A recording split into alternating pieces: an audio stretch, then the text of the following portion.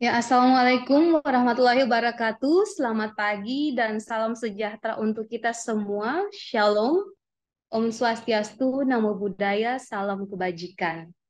Bapak dan Ibu, izinkan saya Mary Grace akan memandu acara di pagi hari ini dan sebagai pembukaan, izinkan saya untuk berpantun. Jangan lupa cakep ya Bapak Ibu, buat Cakep. speakernya di mute dulu, di on dulu, biar kita bisa cakep sama-sama. Oke, siap. Kita mulai ya. Buang jaring, dapat ikan puri. Cakep. Bikin ikan kue, paling sadap kawan. Cakep. Selamat datang di acara berseri, para tamu undangan yang cantik dan rupawan. Cakep. Mari Mantap. kita berikan aplaus bagi kita semua sebagai pembuka di pagi hari ini. Dan sekali lagi kami ucapkan terima kasih kepada Bapak Ibu yang sudah berkenan dan waktu yang sangat berharga hadir bersama-sama dengan Badan Provinsi Maluku dalam kegiatan berseri episode kali ini. Dan pertama-tama kita mengucapkan puji dan syukur dulu kepada Tuhan Yang Maha Kuasa, hanya oleh perkenan Tuhan Allah Subhanahu wa Ta'ala sehingga kita semua dihadirkan secara virtual saat ini. RS setelah rilis dilaksanakan oleh BPS Provinsi Maluku pada episode ke-6.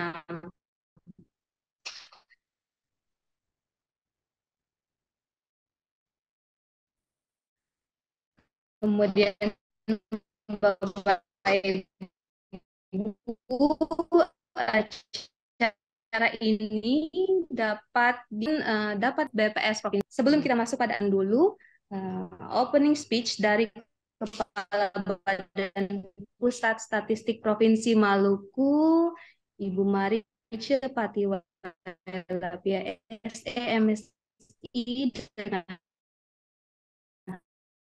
hormat kami silakan. Buat kita semua, Baik sekali. ya, baik, terima Sangat kasih. jelas, Bu.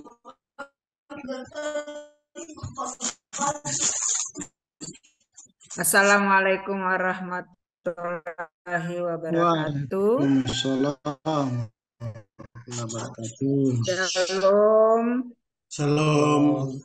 Om Swastiastu. Nama saya hormati Bapak Ibu pimpinan OPP yang berkenan hadir pada acara berseri yang biasa disebut bedah beres ya, setelah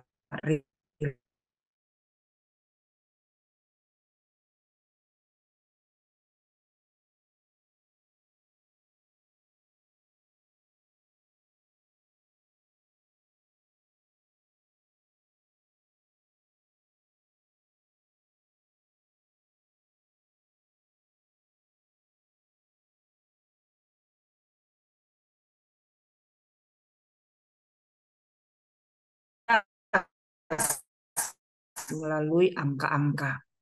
Ya, jadi peningkatan statistik adalah kunci untuk memahami dan membentuk dunia di sekitar kita. Jadi sebetulnya tanpa kita sadari bahwa segala bentuk aktivitas kita di lingkungan kita, di lingkungan kerja, di rumah, dimanapun kita bukan kehidupan pribadi kita, keluarga, masyarakat, bahkan bernegara, kita sudah tanpa disadari setelah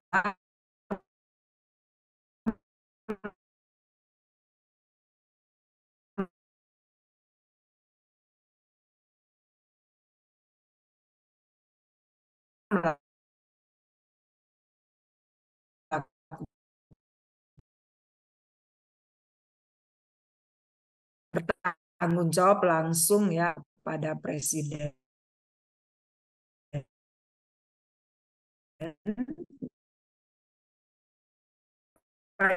Ibu, kedudukan BPS terhadap lembaga-lembaga pemerintahan, kementerian atau OPD di daerah ya. Misalnya kita saat ini di Maluku kita independen ya.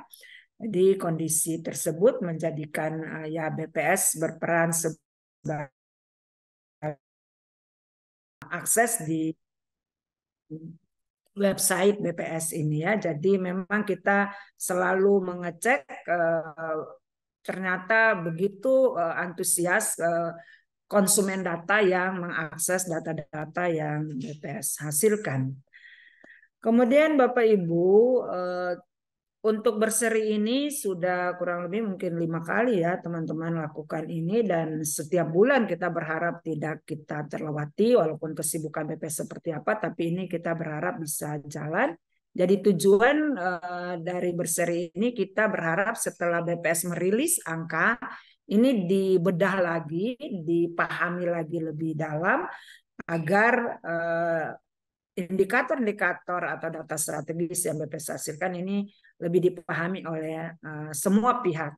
Karena ketika rilis ini waktunya sangat terbatas ya Bapak Ibu ya, saya hanya menyampaikan angkanya secara makro ya, naik turun ya seperti itu, tapi kajian lebih dalam terkait angka itu kita tidak punya waktu ya saat rilis.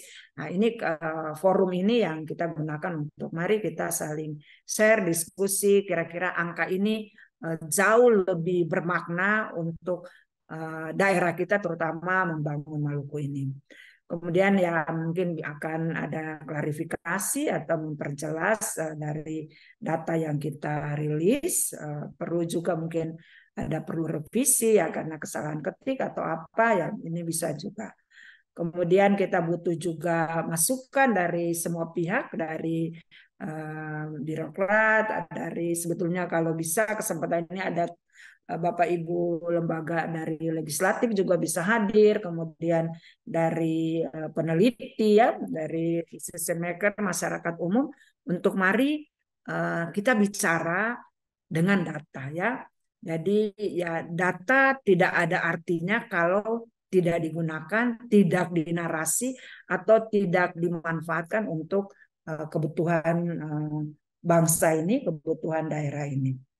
Jadi kalau data itu punya arti, kalau memang kita bisa aplikasikan dalam kehidupan kita yang nyata, misalnya kalau saya rilis pertumbuhan ekonomi tumbuh 5,18% itu kenapa ya seperti itu ya?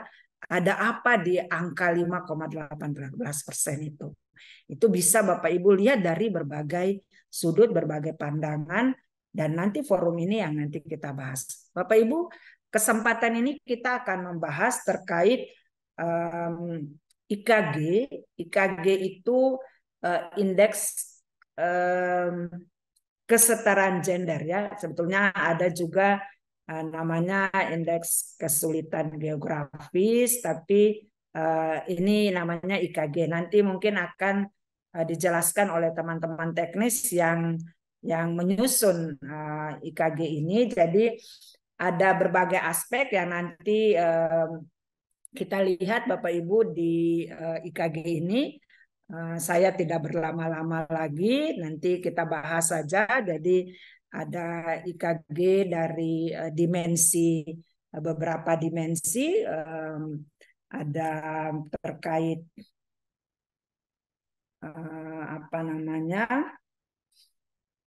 kesehatan reproduksi, kemudian pemberdayaan dan pasar tenaga kerja. Jadi memang kita berharap IKG atau ketimpangan gender ini tidak terlalu tinggi ya. Jadi kalau di suatu wilayah, suatu negara, suatu daerah kalau ketimpangannya tinggi, ini bisa terjadi apa ya, problem sosial ya, problem kriminal juga ya. Kalau ada terjadi ketimpangan ya, bisa aja ketimpangan kemiskinan, ketimpangan pendapatan ya, ketimpangan macam-macam. Tapi di sini nanti kita ngomong ketimpangan gender ya, antara laki-laki dan perempuan, peran laki-laki dan perempuan nih apakah sangat tinggi ya, sangat jauh begitu ya, laki-laki mungkin lebih ini atau ada perempuan.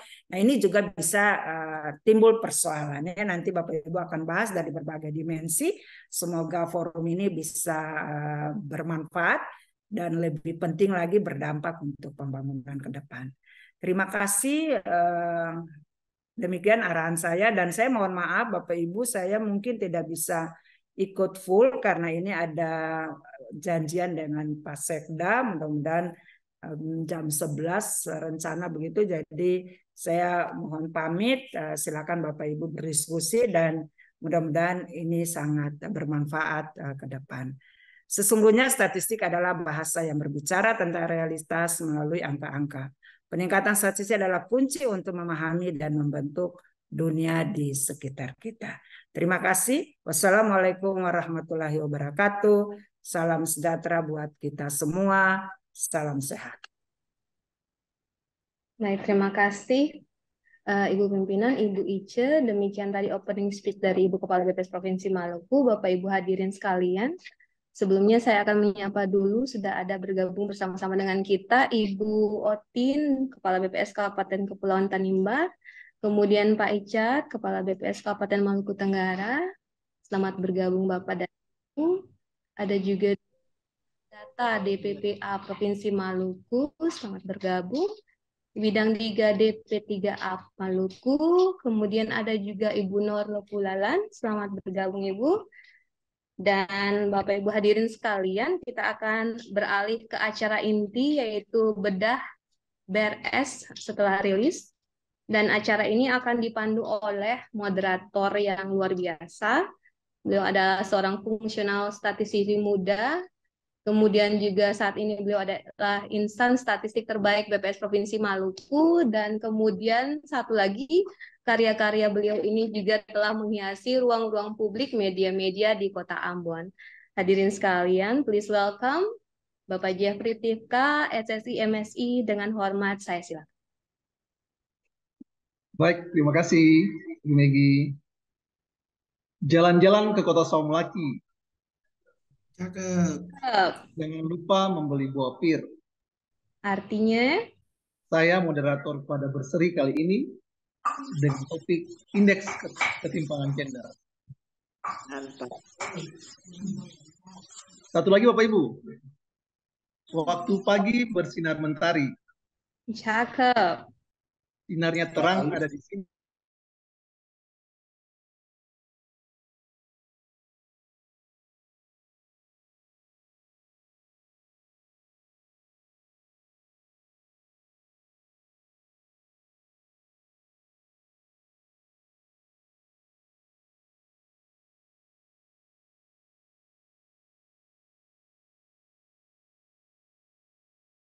Kepala BPS Provinsi Maluku, Ibu C. Patiwalatia, yang saya hormati Bapak Ibu Fungsional Ahli Media dan Kabak Umum BPS Provinsi Maluku, yang saya hormati Bapak Ibu Kepala BPS Kabupaten Kota yang boleh bergabung di kegiatan kita di hari ini, dan Bapak Ibu peserta berseri episode 6 dengan topik indeks ketimpangan gender. Jalan-jalan ke Kota Namlea. Cakep. Jangan lupa Mantul membeli banyak strawberry. ya. Senang bisa menyapa Bapak Ibu semua. Ayo kita mulai saja acara berseri. Mantap sekali. Bapak Ibu, kegiatan berseri kali ini akan dibagi menjadi dua bagian. Bagian pertama adalah pemaparan materi dari narasumber kita, Pak Erhat Sila SNM, dan yang bagian kedua adalah acara diskusi. Pak Erhat Sila ini beliau adalah statistisi ahli media di BPS Provinsi Maluku, sekaligus adalah ketua tim Mereka Wilayah dan Analisa Statistik BPS Provinsi Maluku. Beliau sudah mempunyai begitu banyak pengalaman kegiatan keneracaan dan sudah dimulai dari tahun 2012. Bapak Ibu sekalian, indeks ketimpangan gender merupakan indikator resmi BPS yang kemarin baru dirilis tanggal 1 Agustus. Pasti kita semua penasaran. Nah, untuk menjawab rasa penasaran itu, mari kita dengar penjelasan langsung dari ahlinya Pak Erhat Sila. Ke pasar Mardika beli ikan teri. Ikan teri murah meriah. Mari kita simak dengan serius agar ilmu kita makin bertambah. Ikan sepat, ikan gabus, Sadar. lebih cepat. Silakan Pak Ed, waktu dan tempat kami. Baik, terima kasih Pak Jeff sebagai moderator. Bapak Ibu, suara saya terdengar ya? Dengar. Oh ya, baik, terima kasih. Baik Bapak Ibu sekalian, kemarin di tanggal 6 ya, indeks ketimpangan gender itu di tanggal 1, maaf, tanggal 1 indeks ketimpangan gender Pak itu Ed, izin mungkin suaranya kita rilis ya. dekati sedikit Pak, suaranya belum terlalu jelas Pak. Oh ya, lebih dekat ya. Siapa? Baik, terima kasih. Agak lebih dengar ya Bapak Ibu. Biar suara saya diperbesar saja. Saya tidak punya pantun ya Bapak Ibu, apalagi saya sementara di Kabupaten Maluku Tengah, takut nanti sebentar ketinggalan kapal lagi kalau waktunya berlama-lama, sama seperti apa yang disampaikan oleh moderator, ikan sepat, ikan gabus, makin cepat makin bagus. Baik, Bapak Ibu sekalian, kita langsung saja ke slide yang pertama. Ya, baik. Di indeks gender yang selama ini disusun oleh BPS itu ada 3 Bapak Ibu. Yang pertama itu indeks pembangunan gender. Itu juga diadopsi dari Gender Development Index dari UNDP. Nah, indeks atau IPG ini mengukur perbandingan pencapaian dimensi pembangunan manusia menurut gender, laki-laki dan perempuan. Oleh karena pembangunan manusia ini perbandingan antara IPM laki-laki dan IPM perempuan, ya. Dan kemudian dimensi-dimensi yang digunakan di dalam indeks ini yaitu umur panjang dan hidup sehat, demikian pula pengetahuan, dan yang satu lagi adalah standar hidup layak, ya. Kemudian yang kedua itu indeks pembangunan gender atau IDG, adopsi dari Gender Employment Measure. Ini juga Bapak Ibu, dia mengukur peran aktif perempuan dan laki-laki dalam ekonomi, politik, dan pengambilan keputusan. Nah, ini Bapak Ibu kalau kita lihat masalah pengambilan keputusan, masalah politik itu pasti berhubungan dengan dimensi-dimensi yang bisa diukur seperti anggota parlemen, ya, anggota parlemen, kemudian juga dimensi pengambilan keputusan. Nah, kalau pengambilan keputusan ini dia bisa sebagai pejabat, manajer, pekerja profesional, dan lain-lain ya. Kalau IPG berfokus pada peningkatan kapasitas perempuan dan laki-laki. Sementara kalau IDJ ini berkaitan dengan penggunaan kapabilitas tersebut ya. Lalu kemudian yang ketiga ini yang nanti kita bahas lebih mendalam adalah kajian indeks ketimpangan gender IKG, adopsi dari Gender Equality Inequality Index dari UNDP.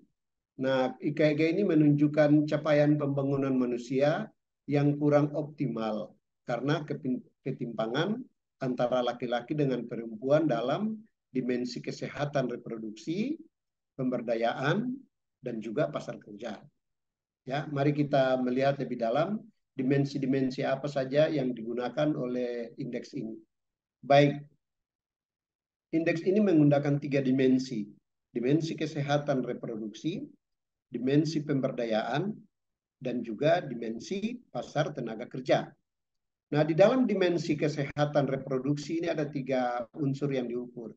Yang pertama itu proporsi perempuan yang melahirkan hidup, namun tidak difasilitasi oleh fasilitas kesehatan, ya.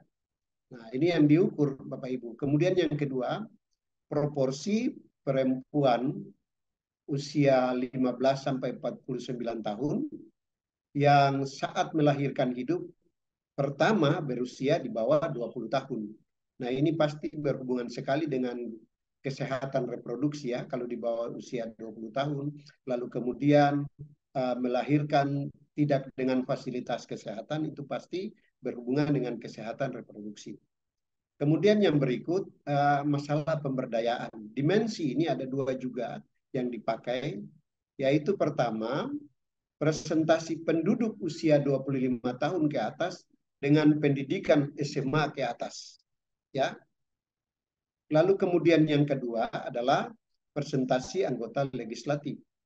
Nah, kalau kita lihat masalah pemberdayaan, itu berarti kalau 25 tahun dan sudah berpendidikan SMA ke atas, berarti kita sudah bisa memahami. Ya. Dan presentasi anggota legislatif untuk kita melihat perbandingan antara laki-laki dan perempuan. Dan dimensi yang ketiga adalah pasar tenaga kerja. Ini dilihat dari tingkat partisipasi angkatan kerja. Nah, di tingkat partisipasi ini kita akan melihat partisipasi perempuan yang bekerja dan juga partisipasi laki-laki. Ya, kita lanjut Bapak Ibu di slide berikut. Nah, kalau kita melihat dimensi pada indeks ketimpangan gender di Maluku, ini Bapak Ibu perhatikan, yang pertama kita melihat dimensi kesehatan reproduksi. Nah, untuk proporsi perempuan yang melahirkan hidup tidak difasilitasi kesehatan itu 0,535. 0,535 itu berarti bahwa masih ada ya, masih ada juga ibu-ibu yang melahirkan dan tidak menggunakan fasilitas kesehatan di Maluku. Kemudian yang berikut, untuk proporsi perempuan yang melahirkan hidup pertama berusia di bawah 20 tahun itu masih sebesar 0,212. Ya, 0,212%. Itu berarti bahwa masih ada juga, Bapak Ibu, masih ada juga perempuan yang melahirkan tetapi di bawah usia 20 tahun. Itu yang tadi yang kita sebut dimensi kesehatan reproduksi. Kemudian untuk dimensi pemberdayaan. Nah, dimensi pemberdayaan ini dibagi dua ya. Untuk presentasi penduduk laki-laki dan perempuan dengan pendidikan minimal SMA ke atas itu, Bapak Ibu, kalau laki-laki itu 51,49, sedangkan perempuan itu 48,71. Itu berarti laki-laki masih mendominasi, ya, masih lebih besar dari perempuan. Kemudian yang berikut untuk presentasi laki-laki dan perempuan di legislatif. Nah, ini Bapak Ibu perhatikan. Kalau di legislatif itu, kita lihat bahwa laki-laki masih dominannya sangat besar, yaitu 77,78%. Sedangkan perempuan itu 22,22%. Itu berarti perbandingannya itu jarak antara presentasi laki-laki dan perempuan yang ada di legislatif itu jaraknya masih jauh. Nah, masih jauh itu juga yang mempengaruhi dimensi indeks ketimpangan gender Maluku dari dimensi pemberdayaan. Nah, kemudian kalau dimensi yang berikut adalah dimensi pasar tenaga kerja. Kalau dimensi pasar tenaga kerja itu kita lihat bahwa untuk yang partisipasi angkatan kerja untuk perempuan masih tetap di bawah laki-laki. Kalau kita lihat perempuan 48,71%, sedangkan untuk laki-laki sudah 51,49%. Nah, dan oleh karena itu kita langsung melihat indeks ketimpangan gender Maluku di tahun 2022 itu sebesar 0,527 ya persen. Bapak Ibu sekalian, kalau misalnya indeks tersebut itu 0, masih besar ke atas, itu berarti jarak antara perbandingan laki-laki dan perempuan itu masih besar. Jadi oleh karena itu baik sekali kalau dia lebih mendekati ke 0 ya. Dan 0 itu berarti perbandingan itu mungkin saja hampir menyesuaikan dan satu ketika pasti bisa sama antara laki-laki dan perempuan. Nah, ini perkembangan indeks ketimpangan gender Maluku di tahun 2018-2022. Di 2018 itu sebesar 0,532. Sedangkan di 2019 itu 0,547. 2020 turun lagi menjadi 0,534. Lalu kemudian turun lagi di 2021 0,521 dan kemudian naik di 2022 menjadi 0,527. Nah, oleh karena itu Bapak Ibu, dengan demikian pada tahun 2022 itu indeks ketimpangan gender Maluku itu naik sebesar 0,006 poin. Itu dibandingkan dari tahun 2021 yang sebesar 0,521 menjadi di 2022 0,527. Ya. Baik, kita lanjut Bapak Ibu. Nah, ini untuk perkembangan dimensi indeks kita lihat Bapak Ibu untuk dimensi indeks yang pertama, proporsi perempuan yang melahirkan hidup tidak difasilitasi kesehatan itu, kalau kita lihat dari tahun 2018 sampai 2022 mengalami tren yang terus menurun, ya, tren yang terus menurun. Sedangkan kalau usia perempuan yang melahirkan kita melihat di bawah 20 tahun, kita melihat bahwa mengalami fluktuasi. 2018 itu 0,2, naik lagi di 2019, turun lagi di 2020, turun sedikit lagi di 2021 menjadi 0,204, tetapi di 2022 naik lagi menjadi 0,212 ya. Nah, itu berarti bahwa kita melihat untuk yang melahirkan di bawah 20 usia 20 ini itu masih juga ada mengalami fluktuasi, menjadi tanggung jawab ya kita semua ya untuk bagaimana supaya tren kesehatan reproduksi khusus untuk wanita yang melahirkan di bawah usia 20 tahun ini bisa berkurang terus ya. Kemudian yang berikut untuk perkembangan dimensi pasar tenaga kerja. Kalau kita lihat yang pertama dulu, yang pertama untuk dimensi pemberdayaan. Kalau dimensi pemberdayaan khusus untuk presentasi penduduk usia 25 tahun ke atas dengan pendidikan SMA ke atas itu kita lihat bahwa trennya merata ya. Kemudian yang berikut lagi untuk presentasi anggota legislatif. Lalu yang terakhir ini tingkat partisipasi angkatan kerja ya. Nah, tingkat partisipasi angkatan kerja ini masih mendominan, masih laki-laki masih mendominasi ya. 77 di tahun 2018, kemudian 72,27 2019, lanjut terus ke 2022 itu 78,330 ya. Sedangkan untuk perempuan itu 50,05, lalu terus sampai lagi ke tahun 2022 itu 52,47 ya. Kita bisa melihat itu dimensi pasar tenaga kerja. Nah, Bapak Ibu sekalian, perkembangan dimensi pemberdayaan ya. Kalau pemberdayaan ini trennya tidak terlalu masih merata aja, masih merata. Kalau kita lihat untuk laki-laki khusus untuk legislatif masih merata menuju arah, kalau kita melihat arahnya makin meningkat, makin naik. Sedangkan untuk perempuan itu makin menurun. Kita mulai dari 2018 ini 73,33 ya persen, sedangkan untuk perempuan itu 26,47 ya. Kemudian Bapak Ibu kalau kita lanjut sampai dengan 2022 ini masih menaik, masih menunjukkan tren kenaikan sampai 77,78. Sedangkan khusus untuk perempuan di legislatif itu mengalami tren yang menurun 22,22 ya. Kalau yang pertama itu 26,47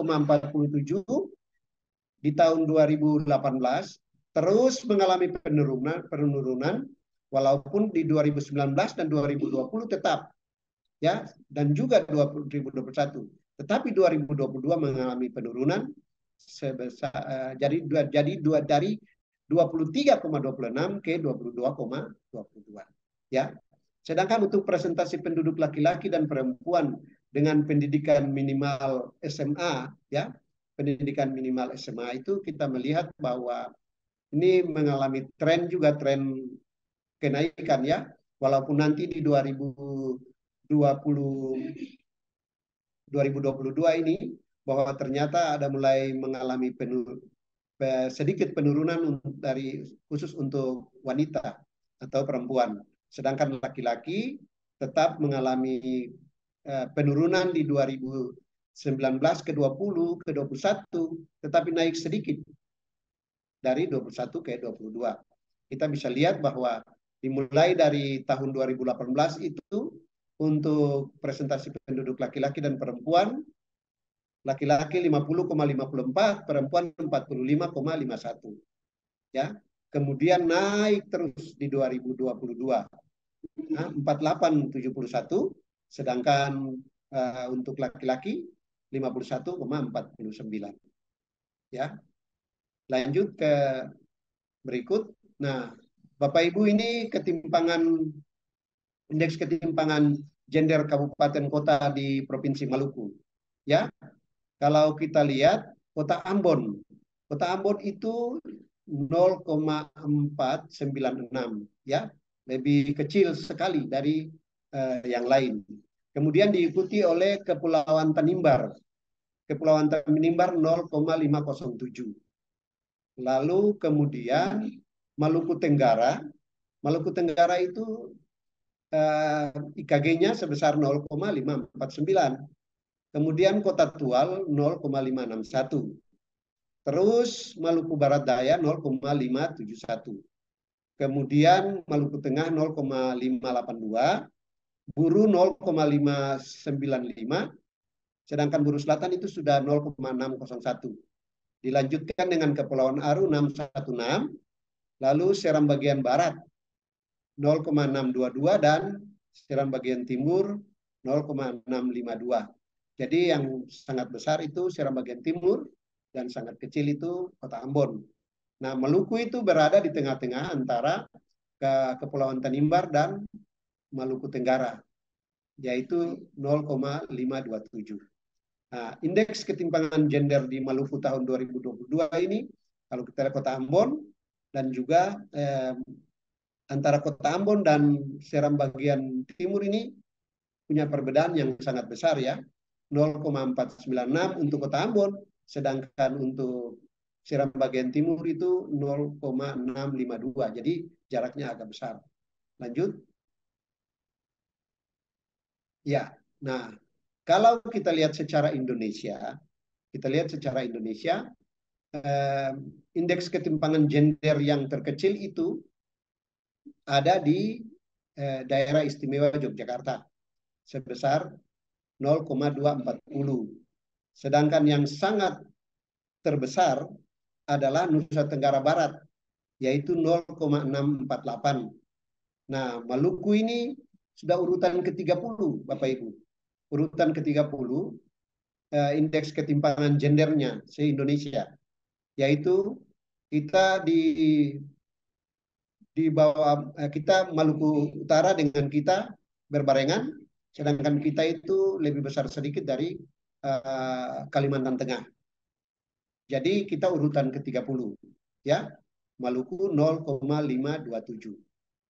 Sedangkan yang sangat kecil sebagaimana yang itu perbandingan antara DIY yang hanya 0,240, sedangkan Provinsi Nusa Tenggara Barat itu 0,648, jadi masih sangat besar perbedaannya. Ya, Bapak Ibu sekalian, itu mungkin yang dapat saya sampaikan. Saya kembalikan ke Pak JF sambil kita nanti berdiskusi, dan saya berharap kita memberikan masukan-masukan yang baik bagi khususnya pengambil kebijakan ya di Maluku, sehingga itu menjadi dasar dan Maluku lebih baik ke depan. Berharapnya demikian. Mungkin itu yang dapat disampaikan. Atas perhatiannya diucapkan terima kasih.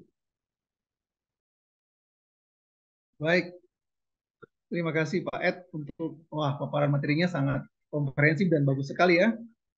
Tapi ada beberapa catatan yang coba saya catat dari penyampaian Pak Ed. Yang pertama, IKG ini diadopsi dari GI atau Gender Inequality Index. Yang kedua, terus IKG ini diaplikasikan di tingkat nasional dan daerah, menunjukkan capaian pembangunan manusia yang kurang optimal tadi ya, karena ketimpangan antara perempuan dan laki-laki dalam dimensi kesehatan reproduksi, pemberdayaan, dan pasar tenaga kerja.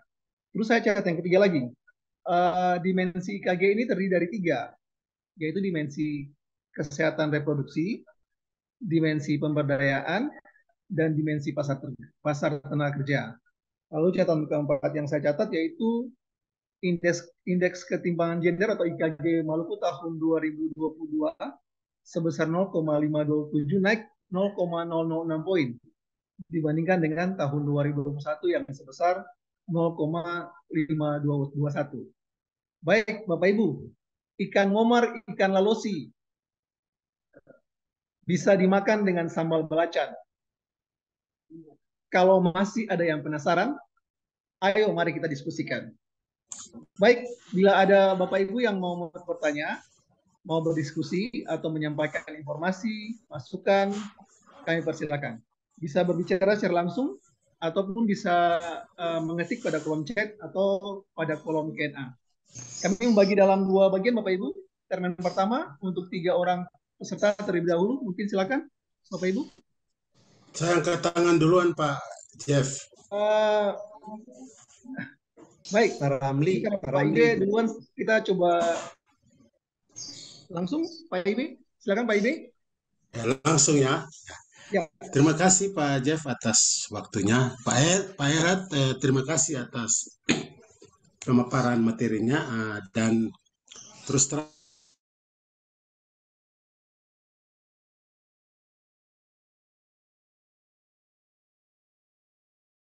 kita punya waktu diriliskan sangat terbatas. Jadi mungkin ada hal-hal yang dianggap krusial itu bisa terlewatkan. Jadi begini, beta mau komentar sedikit dulu, minta waktu. Kalau bicara soal ketimpangan IKG itu, beta mempengaruhi.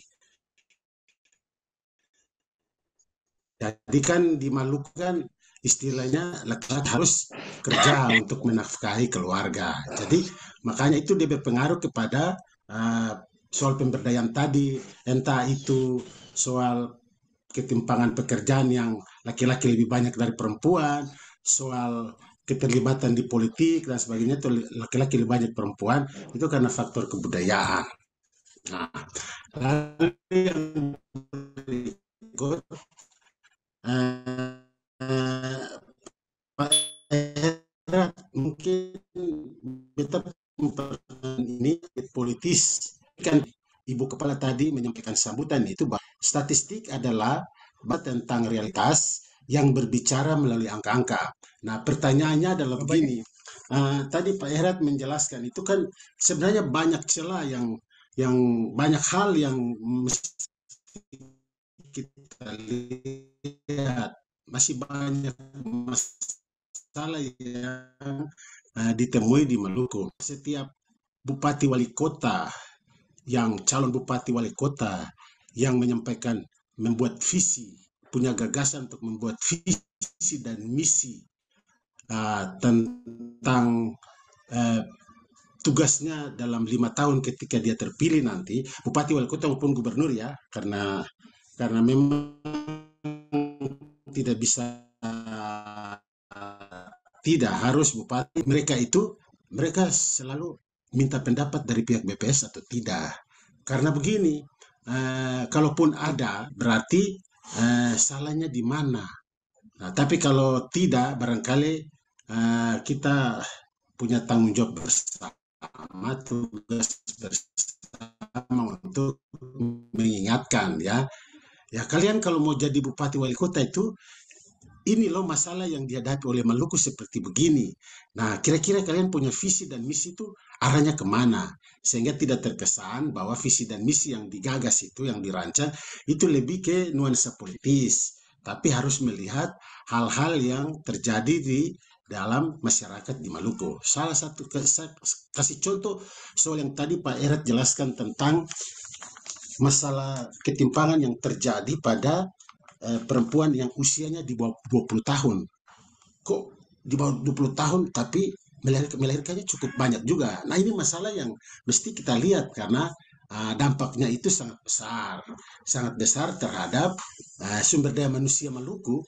Apalagi kan kita mau menuju ke generasi emas nanti. Apa yang kita harapkan kalau misalnya ketimpangan yang terjadi kepada perempuan yang melahirkan tapi usianya masih di bawah 20 tahun. Beta kira itu satu hal kecil, satu contoh kecil yang beta sampaikan, tapi seharusnya masih ada banyak kasus yang belum ditangani oleh pemerintah, baik provinsi maupun kabupaten kota. Nah, kalau secara provinsi kan tadi kita lihat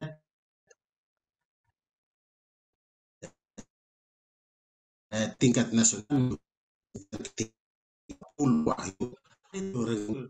Nah, ini beta di perspektif media bahwa selama ini itu yang mempengaruhi sehingga meskipun uang negara dan uang daerah ini lebih banyak sudah dikeluarkan untuk kebutuhan masyarakat, entah itu lewat proyek-proyek fisik maupun sosialisasi maupun pemberdayaan, tetapi kok kemiskinan Maluku masih tetap nomor 4 terus, tidak pernah berubah jadi nomor 5 ke, nomor 6 ke.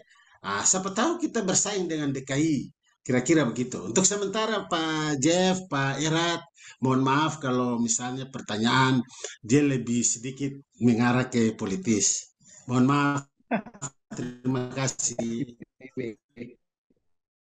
Baik, terima kasih Pak Iwe. Pertama, apakah faktor budaya itu berpengaruh? Terus yang kedua ini ada berbau sedikit politis, Pak. Apakah misalnya ada calon bupati atau gubernur dalam pembuatan visi dan apakah berkomunikasi atau? Baik Pak Jeff, terima kasih Pak Ibe. Baik sekali ya pandangan Pak Ibe pertama tentang budaya. Nah, memang budaya itu tetap masih ada ya, apalagi kalau mereka yang ada di daerah-daerah yang terisolir ya. Tapi kalau kita lihat di Maluku ini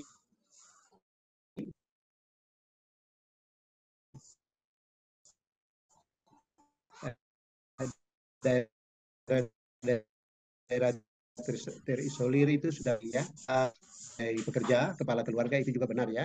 Cuma sekarang ini kan karena tuntutan perempuan juga bekerja. Dan kalau kita lihat dimensi kita itu tadi, maka ternyata perbedaannya agak tidak terlalu besar. Jadi 51 dan 48 itu ya setidaknya beda-beda tipis begitu ya. Yang pertama, kemudian yang kedua ini apakah setiap calon bupati, wali kota atau gubernur itu minta data atau minta pendapat. Baik Pak Ibe, ini memang gampang-gampang susah sih.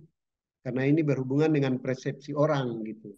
Tapi kalau misalnya mereka ingin supaya daerah mereka maju, mereka ingin supaya kabupaten atau kota mereka atau provinsi ini maju, setidaknya mereka harus melihat data-data statistik ya.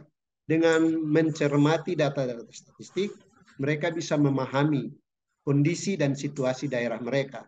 Dan dengan demikian menjadi catatan bagi mereka untuk pada saat mereka berbicara tentang sebagai mereka punya tanggung jawab menjadi bupati nantinya atau wali kota nantinya atau jadi gubernur, itu pekerjaan-pekerjaan mereka itu untuk melihat keterbelakangan yang terjadi di daerah mereka masing-masing. Nah, salah satu ini kita punya IKG, tentunya seperti itu. Yang tadi Pak Ibu bilang ternyata masih ada orang yang melahirkan di bawah usia 20 tahun. Ya, perempuan ada yang melahirkan di bawah usia 20 tahun. Itu sangat rentan sekali dari sisi kesehatan reproduksi. Karena memang ya apa yang disampaikan Pak Ibe juga sangat benar Terima sekali, kasih betul sekali. sama-sama. Terima kasih Pak Ibe. Mungkin Baik, itu terima penjelasan kasih saya ya. Pak Jeff. Mungkin Pak Ibe mau Pak Jeff, menanggapi. barangkali beta, Pak Jeff. Pak Jeff kasih ruang juga. Wah, Ibu Nur sebentar ya. Bapak Ibe, mungkin Pak Ibe mau menanggapi? Apakah jawaban dari Sudah Pak Ibe? cukup, sudah cukup. Sudah Nah, cukup. nanti kalau kita bicara banyak ada antrean itu, saya enak Siap, juga. siap. Oke, Oke, terima kasih, Pak Ibe. cukup, Baik, cukup Ibu Pak Nur, Jeff, terima sebentar. kasih. Ya. Kita ke tadi yang resen kedua dulu, Ibu. Mohon maaf. Kita ke Pak Bin Rami. Pak Ramli, silakan Pak Ramli. Waktu dan tempat kami persilakan. Baik Pak Jeff, terima kasih Pak. Iya Pak. Pak Erhard, terima kasih Ya, Pak. terima kasih, Saya Pak. kira penjelasannya cukup sempurna ya Pak. Pak Jeff, saya tidak tahu berpantun Pak, jadi untuk memulai pertanyaan. Next time Pak, next time. Saya kira begini Pak, secara nasional kebijakan pemerintah di dalam kaitannya dengan gender ini saya kira sudah mulai pro gender sebenarnya, pro gender. Artinya bagaimana kebijakan itu bisa mengangkat harkat dan martabat perempuan sebenarnya. Misalnya dalam undang-undang politik itu kan ada sekian persen yang harus diakomodir perempuan di lembaga legislatif. Nah, cuma memang di dalam implementasi di lapangan ini kadang-kadang apa yang menjadi kebijakan nasional itu biasa tidak sesuai dengan harapan kita semua. Nah, oleh karena itu mungkin ada dua hal saja Pak Erhard yang ingin saya tanyakan ya. Kalau kita melihat EKG-nya tadi itu terjadi fluktuasi ya Pak ya. Nah, kalau saya membaca data yang ada, ternyata dimensi yang membentuk EKG itu relatif sama, relatif stabil misalnya. Dikatakanlah reproduksi kesehatan, kemudian pemberdayaan, lalu kemudian pasar tenaga kerja itu relatif stabil dari tahun 2018 sampai dengan 2022, apalagi dari tahun 2021 ke 2022. Tidak, memang ada perubahan, tapi itu kan perubahannya kalau menurut saya tidak terlalu signifikan. Nah, ternyata terjadi penurunan atau bahkan fluktuasi yang paling besar itu dari tahun 2019 itu angka gendernya 50 sekian, jadi 0, sekian maksud saya, jadi itu lebih besar. Nah, mungkin Pak Erhard bisa menjelaskan ke kita semua yang hadir di sini, itu kira-kira faktor apa ini sampai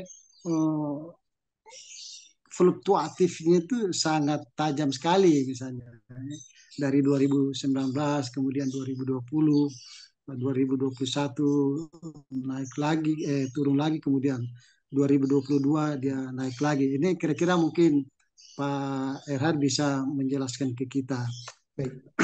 Lalu yang keduanya Pak Erhard, biasanya BRS itu apakah itu misalnya pertumbuhan ekonomi, kemudian kemiskinan, pengangguran, biasanya ada catatan tambahan di situ. Jadi yang mempengaruhi atau faktor-faktor yang mempengaruhi ketimpangan gender ini itu ya katakanlah ada poin-poin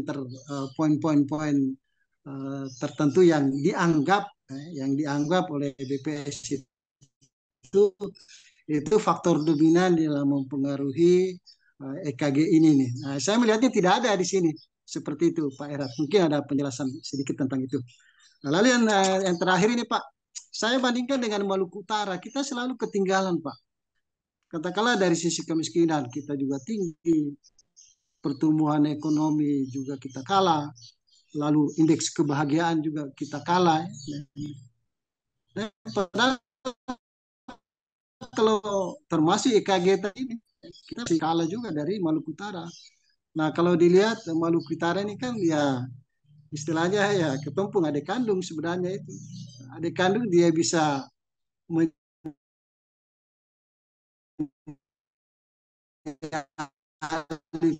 kakak kandungnya. Itu Pak, kasih banyak Pak Jeff, makasih kesempatan ini.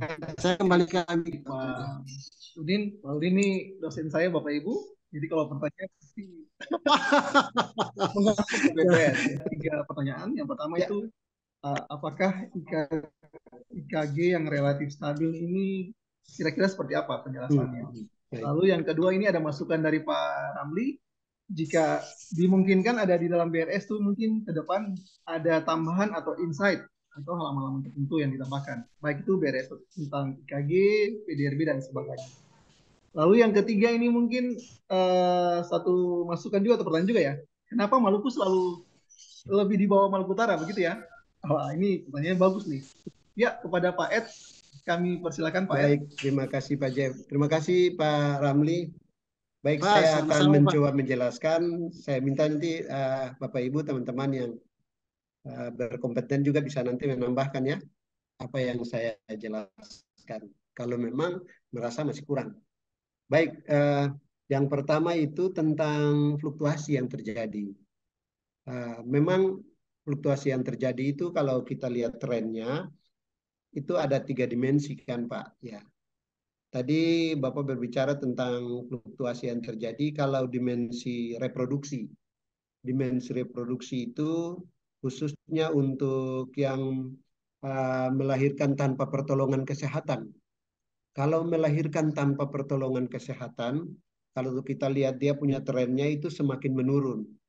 Itu berarti bahwa kita punya pembangunan kesehatan di Maluku itu agak mulai lebih baik, ya lebih baik. Saya katakan lebih baik kenapa? Karena memang kalau kita lihat di tahun 2018 itu dia berada di 0,668, padahal sampai dengan 2022 itu sudah turun ke 0,535.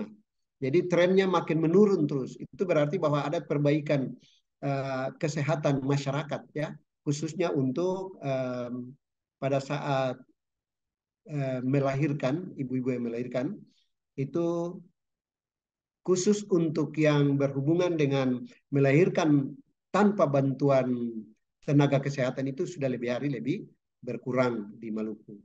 Nah, kalau yang kedua itu masalah misalnya untuk reproduksi khususnya wanita yang melahirkan di bawah 20 tahun.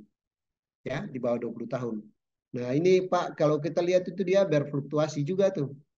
Berfluktuasi. Ini mohon maaf nih, saya coba akal-akal aja nih. Kadangkala juga bisa terjadi kecelakaan ya. Kadangkala itu kecelakaan juga bisa terjadi, Pak. Lalu kemudian yang berikut, saya tidak menghubungkan dengan apa ya alat-alat kontrasepsi ya. Cuma memang sekarang ini sudah marak. Tapi oleh karena itu dari tren yang ada, kita melihat bahwa memang 18 ke 19 itu khususnya itu agak meningkat. Agak meningkat dari 18 ke 22, dari 19 ke 22 itu ternyata udah mulai mengalami penurunan. Ya, walaupun di 2021 ke 22 itu masih ya baik. 21 ke 22 itu masih sedikit perbandingan yang terjadi. Nah, ini menjadi tanggung jawab kita semua, khusus menyangkut pendidikan kesehatan khusus untuk reproduksi ya, bagi usia wanita yang umur di bawah 20 tahun. Nah, kalau kita lihat apakah memang budaya itu juga mempengaruhi, ya itu juga bisa saja terjadi, khususnya di misalnya di daerah-daerah bukan di kota ya, daerah-daerah pedesaan itu masih ada juga budaya-budaya itu yang bisa saja mempengaruhi Pak. Sehingga kita punya tren-tren ini masih tetap mengalami fluktuasi. Kalau dari sisi ketenaga kerjaan, dia stabil ya, kita lihat kestabilannya ada. Itu berarti bahwa ternyata perlombaan antara laki-laki dan perempuan itu masih bersaing terus. Masih bersaing terus untuk memperoleh pekerjaan. Karena kalau kita lihat itu dia punya perbandingannya agak kecil ya, agak kecil antara laki-laki dan perempuan khusus di tenaga kerja, khusus di tenaga kerja. Nah, kalau misalnya untuk yang satu lagi untuk dimensi budaya, maaf, saya lihat dulu ya. di dimensi pemberdayaan itu, nah apa yang disampaikan Bapak tadi benar, khusus untuk presentasi anggota legislatif, walaupun Undang-Undang 27 sudah menyampaikan demikian, tapi ternyata kita lihat bahwa masih saja laki-laki mendominan untuk anggota legislatif ini, mendominan di baik itu di kabupaten, di provinsi, sampai juga di pusat itu masih mendominan adalah laki-laki dan perbandingannya sangat jauh sekali. Nah ini itu mungkin yang bisa saya jelaskan. Kemudian untuk antara Maluku Utara dan Provinsi Maluku, ya, adik kandung kita. Memang dari sisi beberapa indikator pembangunan itu mereka seperti pertumbuhan ekonomi yang lebih dari kita. Cuma di IKG ini mereka lebih sedikit, kita lebih baik sedikit dari mereka. Kalau kita 30, mereka 31. Jadi mereka itu lebih, kami di Maluku lebih baik sedikit dari di Maluku Utara. Ya kan, kalau misalnya digit pertumbuhannya di Maluku tetap 1 digit. Itu juga dipengaruhi oleh perekonomian di daerah masing-masing.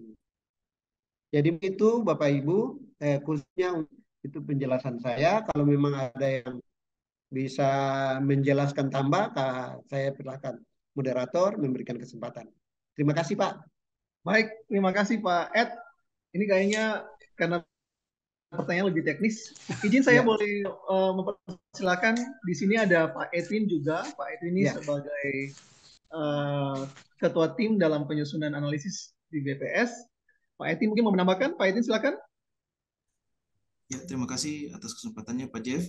Mungkin ke slide yang nomor 4 untuk penjelasan ke Pak Ramli. Slide keempat, Mas Ivan. Oke, ya. Jadi ini penjelasannya Pak. Mungkin untuk dimensi kesehatan reproduksi itu tadi telah dijelaskan oleh Pak Erhard bahwa semakin mendekati 0 semakin lebih baik. Nah, untuk proporsi perempuan yang melahirkan hidup tidak di fasilitas kesehatan ini tadi Pak Erhard katakan bahwa Maluku udah makin membaik karena tren grafiknya menurun.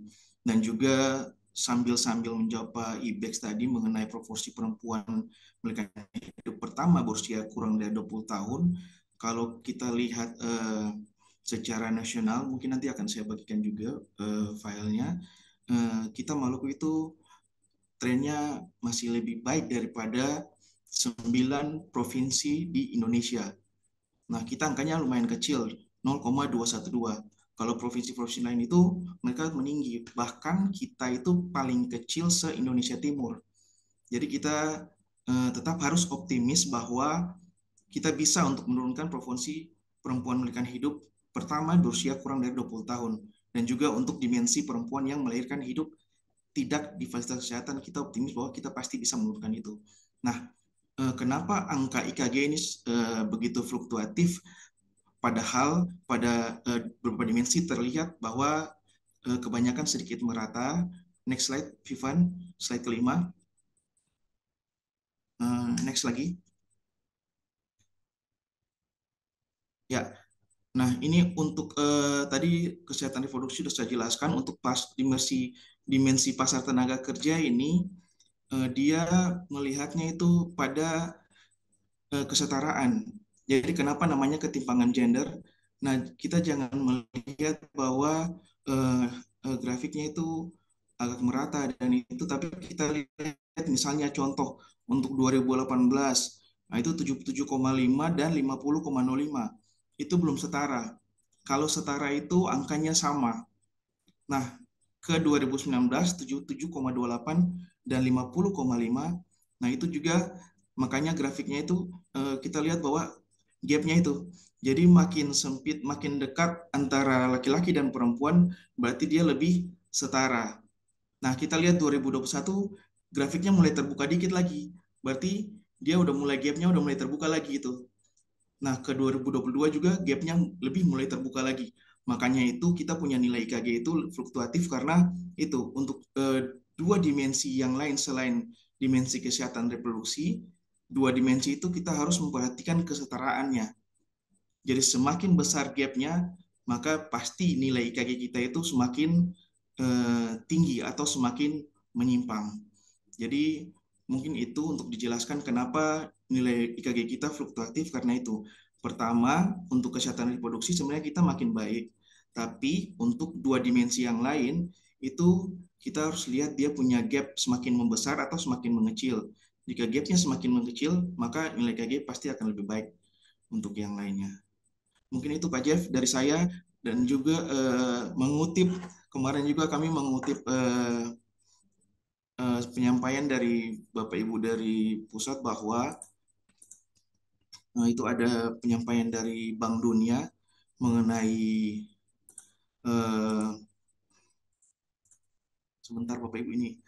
Nah, ini Bank Dunia mengatakan bahwa jika Indonesia dapat meningkatkan partisipasi angkatan kerja perempuan sebesar 25% pada tahun 2025, maka dapat menghasilkan tambahan aktivitas ekonomi sebesar 62 miliar US dollar dan meningkatkan PDB sebesar 2,9%.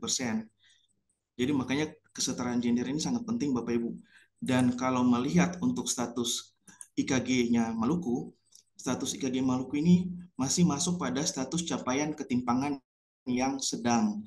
Jadi di antara 0,36 sampai 0,67.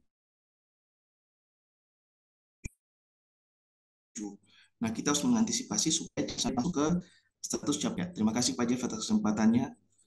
Demikian.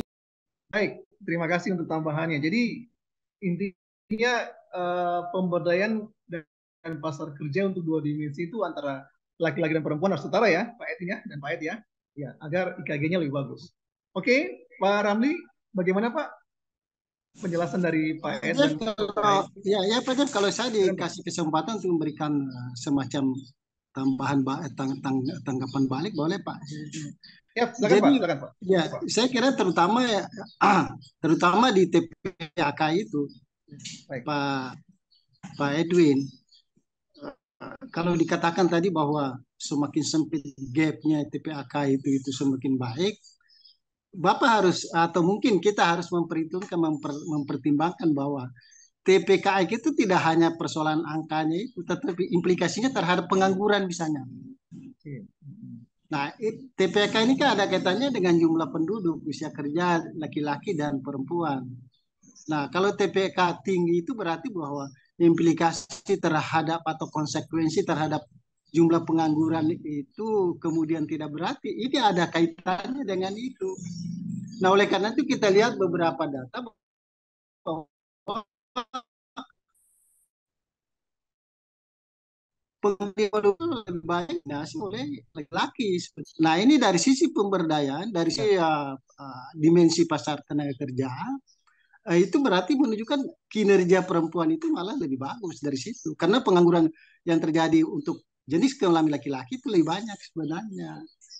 Nah, saya kira artinya harus kita maknai seperti itu. Bukan hanya bahwa persoalan angka TPAK laki-laki lebih besar lalu itu kemudian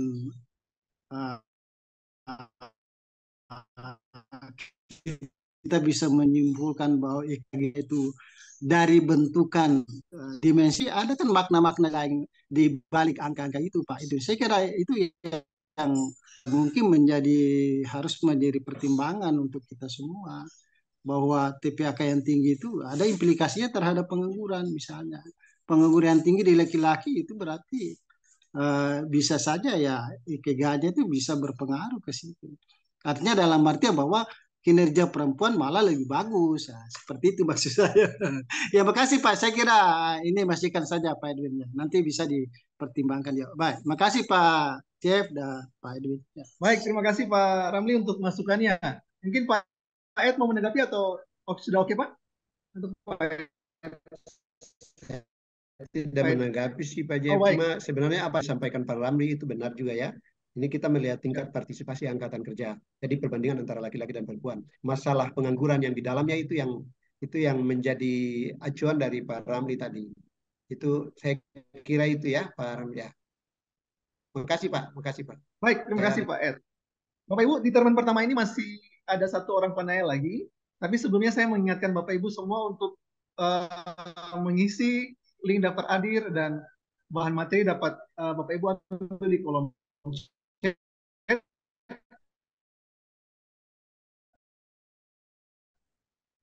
Bapak Ibu kasih tadi di link Pak tersebut. Jeff, Ini ada berapa pertanyaan ketiga Oh, dari Pak Ferry Lembang. Oh, Ibu, mungkin di termen kedua Ibu minta oke. maaf. Bisa Ibu? Izin Ibu.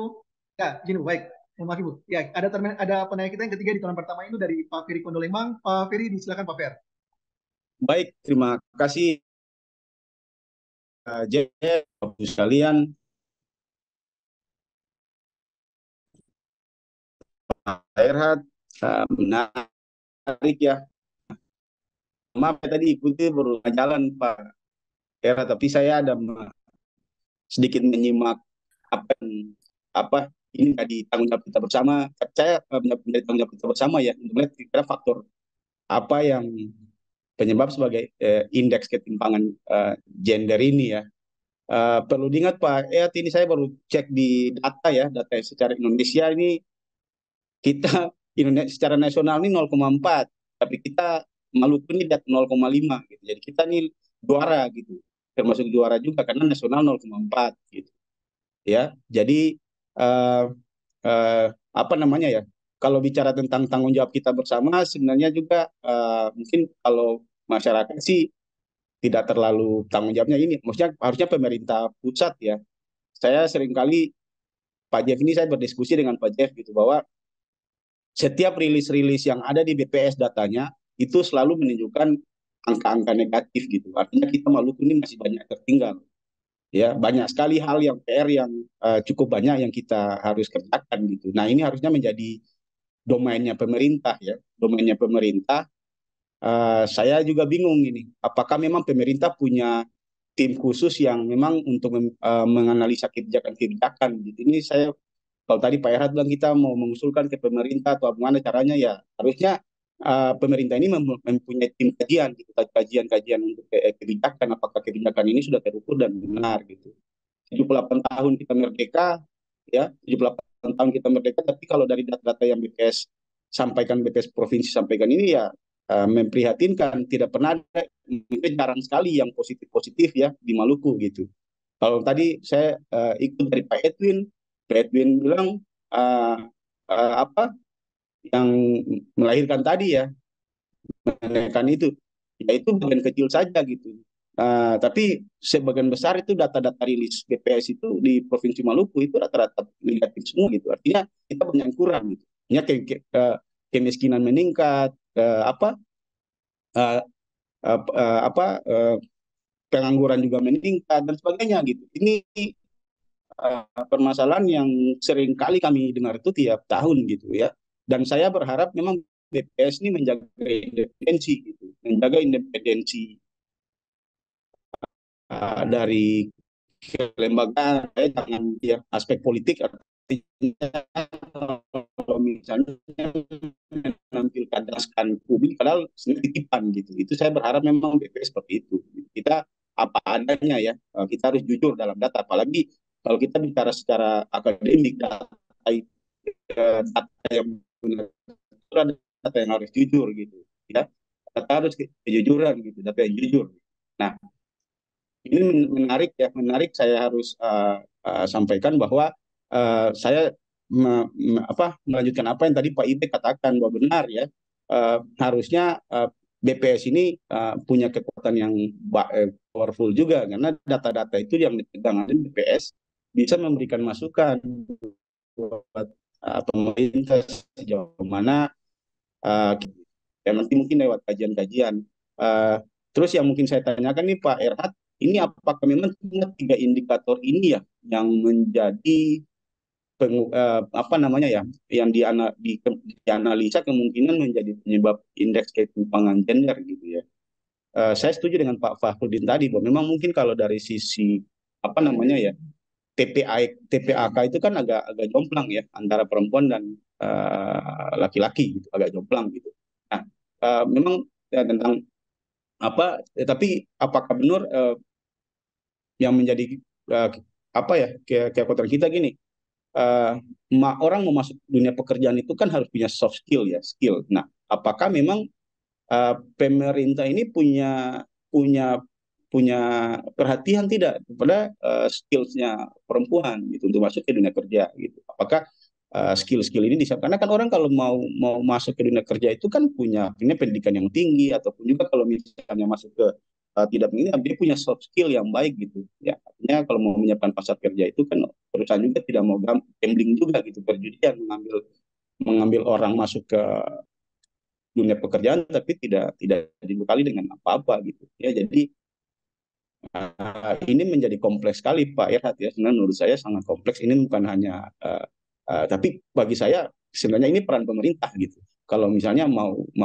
mereka sebagai penguasa ini, artinya pengambil kebijakan, pengelolaan keuangan dan sebagainya, itu betul-betul menjadi PR mereka gitu. Jadi saya berharap memang yang akses selama ini mungkin sering komunikasi, sering berdiskusi dengan pemerintah itu adalah BPS, sampaikan saja gitu hasil analisa riset Bapak Ibu gitu, sampaikan bahwa nah lalu mungkin diusulkan ke di pemerintah, baik gubernur, bupati ya, wali kota, itu ada tim riset kebijakan gitu, supaya pengambilan kebijakan ini jangan sampai salah arah, salah tempat gitu, salah tembak gitu. Kalau menurut saya gitu, dia salah sasaran gitu. Artinya kalau kita salah sasaran, otomatis sudah buang-buang finansialnya, tapi salah, tidak bisa menyelesaikan gitu. Ini yang kajian riset itu kan berarti dibedah secara apa nih ya, ilmiah gitu, secara ilmiah gitu, bukan hanya kita berdasarkan perasaan gitu ya, berdasarkan perasaan atau data-data itu saja gitu. Karena kan secara statistik ya signifikansi itu berperan gitu. Ya itu yang perlu dilihat gitu. Tadi seperti Pak Era bilang signifikan, berpengaruh ini. Nah, itu kan bukan kata-katanya gitu. Itu berdasarkan kajian riset atau ini gitu, angka p-value-nya dan sebagainya ya. Kalau bicara statistik kan 5%, kurang dari 5% dan sebagainya gitu. Nah, itu yang harusnya nanti mungkin menjadi catatan buat teman-teman di BPS, ketika data-data yang ini bisa disampaikan bahwa harusnya dari pemerintah itu punya tim kajian gitu. Tim kajian pengenalan benar-benar bisa menyelesaikan masalah-masalah yang ada dari data-data yang Bapak Ibu kumpul. Nah, akses yang paling dekat itu dengan pemerintah ini teman-teman BPS, mereka percaya data-data BPS itu gitu ya.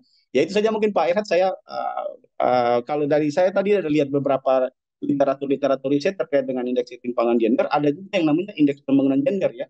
Saya juga belum lihat itu indeks pembangunan gender seperti apa. Ada juga IPM, kayaknya berdekatan, itu saling berdekatan satu sama lain gitu, saling menarik-menarik. Dan sebenarnya kajian-kajian analisa statistik itu banyak tentang analisa ini. Cuma tinggal dikerjakan saja sih sebenarnya menurut saya Pak Erhat. Itu saja mungkin, terima kasih dari saya. Baik, terima kasih Pak Fer untuk masukan dan pertanyaannya. Ada 3 hal nih yang saya tangkap.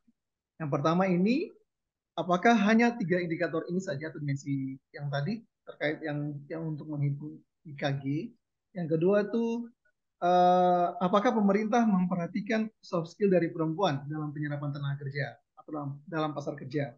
Lalu yang ketiga tuh, ini ada usulan dari Pak Ferry nih untuk BPS mengusulkan mungkin ke pemerintah daerah terkait dengan tim riset kebijakan. Mungkin Pak Ed bisa menanggapi, silakan Pak Ed. Silakan. Terima kasih Pak Jeb, kasih. Pak Fer, bicara tentang peran pemerintah ya.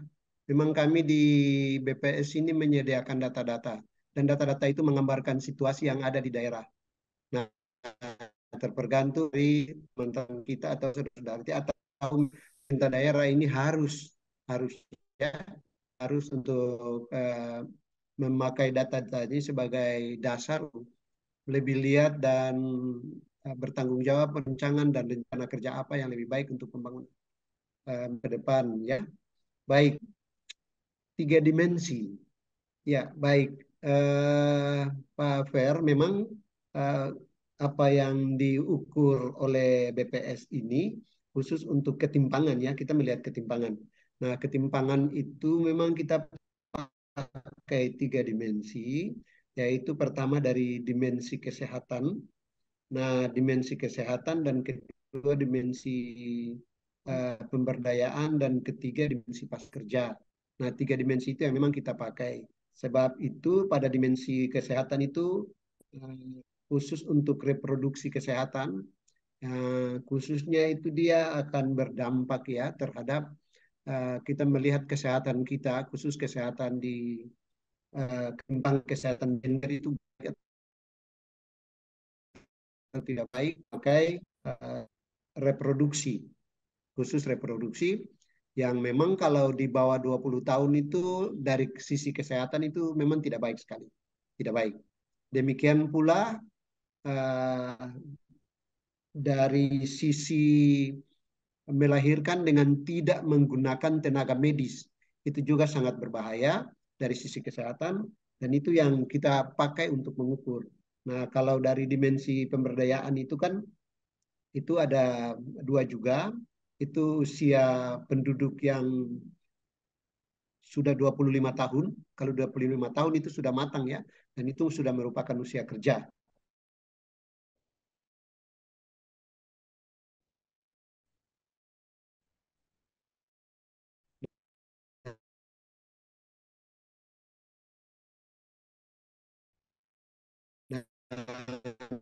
Dipakai pendidikan kita. Nah, kemudian yang berikut lagi untuk presentasi pemberdayaan, dan yang ketiga itu tenaga kerja. Nah, tenaga kerja itu kita melihat partisipasi angkatan kerjanya. Jadi cuma 3 itu memang Pak Per, 3 itu yang memang kita pakai sebagai alat ukur. Nanti kalau misalnya di dalam penelitian ternyata ada dimensi-dimensi lain yang harus ditambahkan, ya pasti juga kita ditambahkan di dalam pengukuran-pengukuran untuk melihat ketimpangan yang terjadi antar gender ini. Ya. Kemudian yang berikut, ini masalah, Pak Jeff tolong ulang yang ketiga, yang kedua. Kedua itu Saya lupa apakah catat. pemerintah memperhatikan soft skill Pak dari perempuan? Oh ya, memang sekarang ini kan khusus untuk perbandingan atau ketimpangan gender ini sudah tidak ada di pasar kerja lagi, ya, semuanya sudah tidak ada. Jadi khusus untuk laki-laki dan perempuan itu, nah oleh karena punya peluang yang sama, itu berarti terbuka bagi perempuan, terbuka juga bagi laki-laki. Mereka harus apa ya, berupaya untuk bisa memperoleh pekerjaan yang baik itu profesional maupun yang lain, tapi itu mereka tetap punya peluang yang sama, ya. Kemudian yang ketiga itu masukan tentang data-data ini untuk pemerintah daerah sebaiknya ya. Ini memang kita mencoba untuk menggunakan kegiatan kita di saat ini, khususnya sehubungan dengan membedah seluruh kegiatan-kegiatan hasil daripada BPS lakukan di setiap saat bagi pemerintah daerah untuk bisa melihat. Makanya di sini kita mengundang seluruh instansi-instansi yang berkompeten supaya mereka melihat dan supaya mereka juga bisa memahami kondisi Maluku seperti apa. Ya, itu menjadi peran mereka untuk membuat Maluku lebih baik lagi. Mungkin itu yang dapat disampaikan Pak Per. Terima kasih. Baik Pak Ed, untuk informasinya tadi saya coba menangkap lagi bahwa BPS itu merujuk ke UNDP ya Pak ya, yaitu GAI, indeks GAI, maka BPS merujuk ke IKG, merujuk ke GAI, maka dia dilakukan secara internasional menggunakan 3 indikator yang sama. Oke. Pak Fer, mungkin demikian penjelasan dari Pak Ed. Mungkin Pak Fer mau menanggapi atau juga cukup Pak Fer? Iya, saya cuma menambahkan sedikit ya, Pak. Mungkin nanti kalau apa ya terkait dengan indikator ini ya, mungkin yang agak ini ya, apakah memang ini yang politik saja gitu ya? Kalau yang politik itu agak gimana ya? Saya melihat indeks ketimpangan gender dari sisi politik itu apakah memang dia masuk ya dalam dalam pengukuran ya. Karena kalau saya sih mungkin ada uh, apa ya, bisa bisa dilihat lagi gitu beberapa indikator yang kan gini, maksudnya apakah memang secara dunia itu bisa menggambarkan secara ini ya umum gitu kan. Kalau kita bicara karakteristik itu kan bisa berbeda-beda ya, kita tidak bisa menyamakan misalnya uh, uh, apa Jakarta dengan Maluku gitu ya. Karena saya berdiskusi, saya sampaikan ke Pak Jeffrey waktu viral 20.000 itu sudah bisa pendapatan 20.000 per hari itu dapat dapat bisa dikatakan bukan kategori miskin, itu hati-hati juga gitu. Saya pernah dengar gitu ya, 20.000 itu rilis dari BPS gitu bahwa dia tidak masuk sebagai uh, apa kategori miskin. Padahal sebenarnya kalau kita melihat wilayah ini hati-hati juga gitu. Hati-hati ini kan beda antara misalnya satu daratan penuh dengan Maluku misalnya secara kepulauan. Itu 20.000 itu kalau mungkin beli di Maluku sendiri beli ikan saja selesai gitu, beras dan ini nggak bisa dapat lagi gitu. Dan gimana caranya gitu. Jadi hati-hati juga dalam membeda, uh, karena apa yang dirilis BPS itu bisa menjadi apa namanya ya, bisa menjadi main apa, jadi pintu masuk untuk main politik gitu ya, data-data itu gitu bisa jadi permainan politik di dalamnya. Jadi kadang-kadang itu saya bertanya dalam pikiran saya, apakah memang harus kita menggunakan harus ya selalu patokannya dunia gitu ya, karena di kewilayahan itu juga cukup mempengaruhi secara kewilayahan gitu. Nah ini yang harus kita hati-hati juga dalam ketika jangan sampai memang indikator ini tidak kena pas di sini gitu, di Indonesia secara Indonesia gitu ya, karena kita punya karakteristik kan berbeda-beda antar negara ya, antar wilayah gitu. Terus mungkin satu juga mungkin saya tanyakan secara apa ini, apakah memang ada data indikator ketimpangan per kabupaten kota ada ya Pak Jeff ya? Mungkin nanti kita bisa risetkan di situ gitu supaya kita dapat yang maksudnya Maluku punya bisa jadi salah satu topik saya juga dengan bimbingan saya gitu supaya bisa bisa menjadi topik riset, bisa memberikan masukan juga buat teman-teman di BPS gitu. Baik, terima kasih Pak Fer untuk Pak Herat, mantap, mantap ya. Ya, terkait dengan angka kabupaten kota tadi sudah dirilis, nanti mungkin setelah ini kita bisa berkomunikasi aja Pak Fer ya. Dari media ini untuk bisa berkomunikasi lagi. Pak Cale izin sebentar Pak, kita tahan dulu. Ini kita buka turnamen ketiga karena ada tadi Ibu Nur Lopulalan mungkin sudah menunggu ya untuk bertanya. Mungkin kayak Ibu Nur dulu, Ibu Nur silakan Ibu Nur. Ya, terima kasih Pak Jeff. Barangkali menarik sekali percakapan kita hari ini. Sepertinya sudah mengerucut ya, bagaimana kita melihat apa yang menjadi ketimpangan gender, lebih khusus pada wilayah Maluku. Lalu yang menarik tadi dikatakan oleh Bapak Jeff bahwa bukan Bapak Jeff, Pak Rajulan ya. Pak Eti, Bu. Ya, Pak Eti, bagaimana fluktuasi daripada dimensi pasar kerja, ya. Nah, ini yang menarik. Saya melihat bahwa apakah di dalam dimensi pasar kerja ada berbagai pendekatan-pendekatan. Nah, yang dilakukan dalam dimensi pasar kerja ini adakah pendekatan lewat perbedaan kualitatif dan perbedaan kuantitatif. Kenapa saya katakan ini ada perbedaan kuantitatif dan kualitatif antara pekerja laki-laki dan pekerja perempuan? Kalau hasil-hasil penelitian kami bahwa perbedaan kualitatif itu lebih merujuk pada perbedaan tipe pekerjaan yang dilakukan oleh pekerja laki-laki dan pekerja perempuan. Sementara kalau perbedaan kualitatif itu lebih menyoroti pada kesulitan para pekerja perempuan untuk menduduki posisi jabatan tertinggi. Itu yang terkadang kita lihat ya Bapak Ibu. Nah, yang menarik di sini bagaimana peran pemerintah yang seharusnya memiliki tanggung jawab untuk segera mengambil langkah-langkah strategis untuk memperkuat penerapan arus utama gender. Ini yang menarik di sini.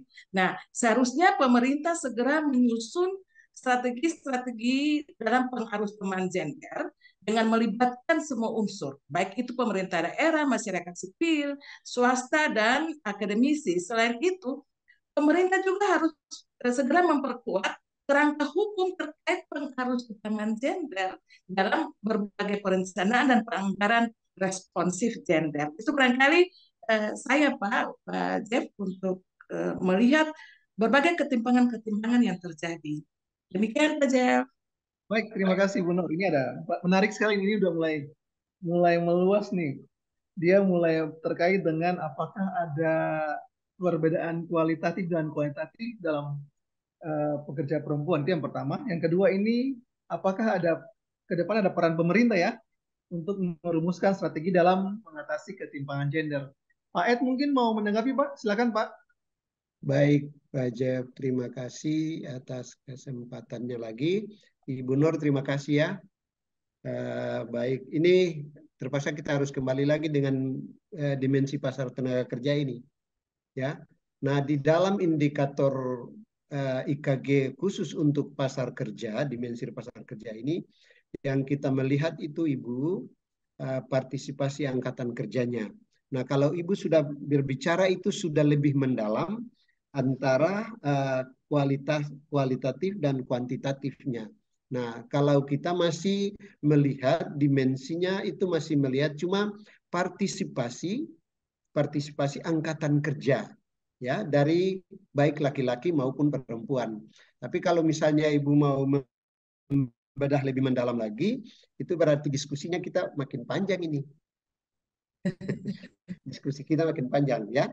Nah, dan pasti kita akan melibatkan Pak Ucu nantinya, kita melibatkan Pak Ricci ya, yang berhubungan dengan khususnya data-data sosial. Jadi itu. Kemudian yang berikut, yang kedua tentang peran pemerintah. Khususnya masalah data-data sektoral. Terima kasih Ibu, itu penting sekali. Itu juga saya mendukung apa yang Ibu sampaikan. Nah, lalu kemudian masalah pemerintah punya tanggung jawab strategis terhadap masyarakatnya. Ya. Itu juga, dan oleh karena itu kami di BPS itu tetap dan selalu ketika ada kegiatan-kegiatan apapun yang berhubungan dengan data-data, kami tetap melibatkan saudara-saudara kita di OPD-OPD yang lain supaya mereka juga mata bisa terbuka dan melihat situasi. Karena tadi kalau di Ibu Ice, Kepala BPS Provinsi Maluku kan sudah bilang, sesungguhnya statistik adalah bahasa yang berbicara tentang realitas melalui angka-angka. Nah, peningkatan statistik adalah kunci untuk memahami dan membentuk dunia di sekitar kita. Nah, itu juga yang harus dipahami oleh saudara-saudara kita atau teman-teman kita di OPD. Jadi terima kasih Ibu atas masukannya. Mungkin itu yang dapat saya sampaikan. Terima kasih. Baik, terima kasih Pak Ed. Ibu Nur mau berkomentar atau sudah cukup Ibu? Cukup Pak Jeff. Terima kasih banyak Pak Ed.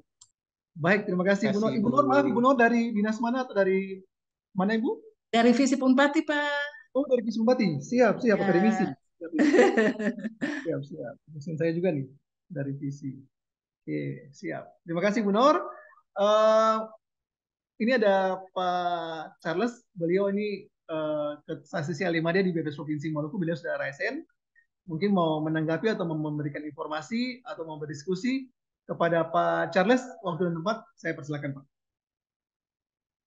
Ya, Pak Jeff, terima kasih banyak Pak Jeff. Ya, Pak. Memang data ini, data gender tadi menarik. Memang kita tidak pernah melakukan analisis sebetulnya di antara 3 dimensi ini mana yang bergerak paling cepat. Ya, itu yang pertama, catatan pertama.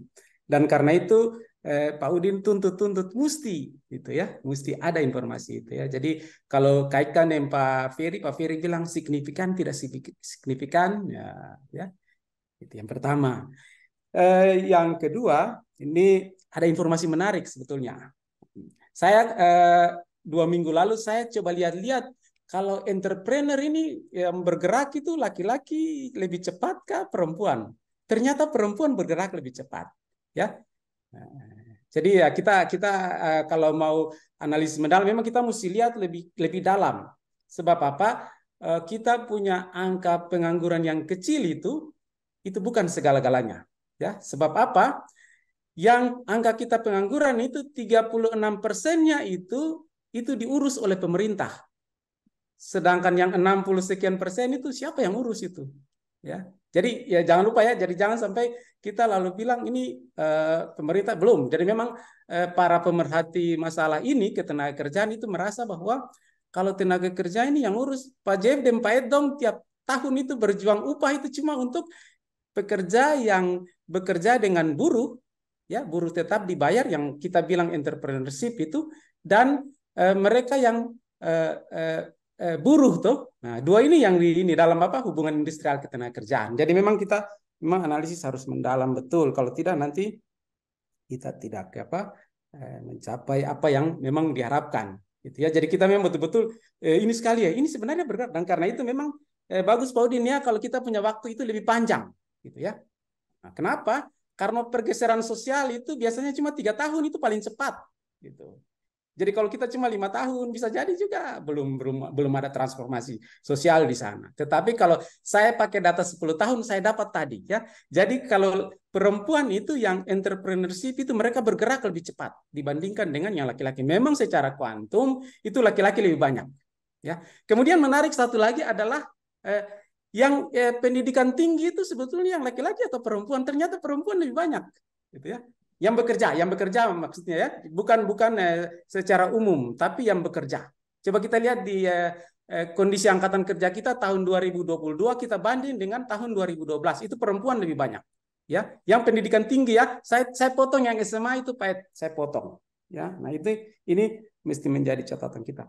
Kemudian yang berikut, jangan lupa Bapak Ibu bahwa memang BPS ini seperti dalam tanda kutip itu dilarang berhipotesis sebelum melakukan sesuatu.